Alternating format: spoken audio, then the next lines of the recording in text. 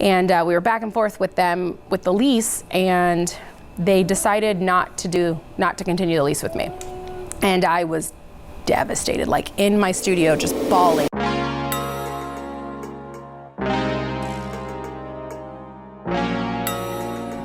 Welcome to Effect Hair. This is my space, and a couple of the lights aren't on, so we'll turn them on. And we're here on a Sunday, just kind of doing things around the salon and getting everything set for the rest of the week. So this is our color bar.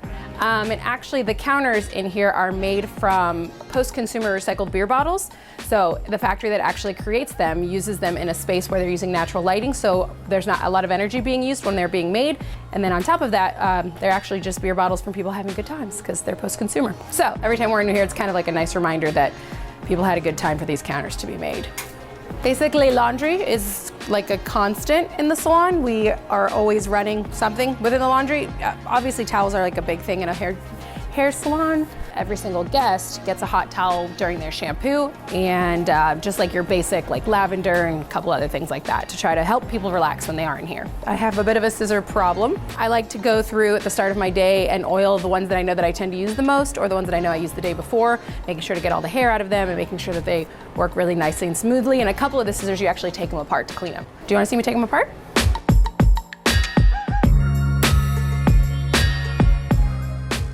So I buy all these like fun beers, and I have no idea what they taste like because I don't like beer. So every time I have a guest drink it, I always ask for feedback on the beer. So then when the next person asks, what does that taste like? I'm like, oh, that tastes like grapefruit, but there's sea salt in it. So if you don't like salty things, don't get it. I don't like magazines that like talk about people's cellulite or like what drama's going on or who's sleeping with whom. All of the books that we have are either like inspiring, they're funny, they're about art, they're about history, they're about science. This is a great book actually, and it's just like honestly things you overhear in LA.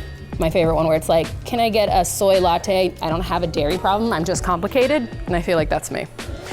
Because I order things with soy, but I don't have a dairy issue. I just like that soy's vanilla flavored, so it makes my vanilla coffee more vanilla-y. 4 and a bit years ago, actually it might be like almost 4.5 years ago, I found this beautiful space that was like unfinished, like everything needed to be redone. And we were back and forth with them with the lease, and they decided not to continue the lease with me. And I was devastated, like in my studio, just bawling because I'd been buying furniture for the space. Like I had an architect draw up the plans for me. We were gonna have to do a bunch of construction. And the girl that was in the suite 2 down from me, she was doing her friend's hair who was a real estate agent, and the real estate agent said, there's a space available in Winter Park if you want to take a look at it. I went to the space on Thursday, and it was too small for me, and it was already a salon, and I felt like there was a lot of work to be done, and I'd rather have had like an unfinished salon without a staff and kind of start from bottom up. And I walked down New England, and I saw this space across the street that's actually now a bridal shop and a coffee shop. And I remember the name of the company that was posting the listing. So I went home and typed in the name of the company and ended up finding this space was listed up there. So I lost my lease on Tuesday, and I found this space on Thursday of that week. And we signed the lease like within, I think it was like 4 or 5 weeks we signed it. Like on a Saturday when everybody's doing hair and every chair is filled, you have like that moment where you're like, I'm so proud I did this. And then when flooding happens and you're trying to blow dry someone and water's coming out of the wall, you're not happy you did it. And it takes all of my energy and all of my time to really do it. But there's not any scenario where I regret this space or regret being here or regret what I've done to get to this point. So I guess in the end of the day, like that's more important, like no regrets. Or like that horrible tattoo, no regrets. Yeah.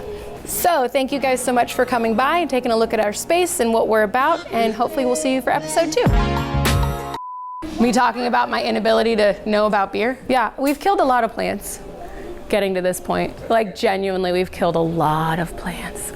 We killed an air plant, personally.